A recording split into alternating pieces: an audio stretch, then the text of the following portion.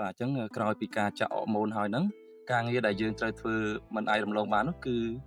ការបាញ់បំប៉នស្លឹកដើម្បីផ្សំអាហារតាមពុលដើម្បីត្រៀមចេញផ្កាបាទយើងឃើញថាសម្រាប់វគ្គនេះគឺស្លឹកត្រូវការអាហារបំប៉នដែលមានគុណភាពខ្ពស់ដើម្បីត្រៀមខ្លួនចេញផ្កានៅវគ្គបន្ទាប់បាទហើយសម្រាប់ការបាញ់សមអាហារតាមពុលនេះគឺវាជួយធ្វើឲ្យស្លឹកយើងនោះឆាប់ចាស់ឡើងបៃតងក្រាស់ល្អហើយធ្វើឲ្យពន្លកផ្កាចេញមកបានស្រស់គ្នាល្អហើយ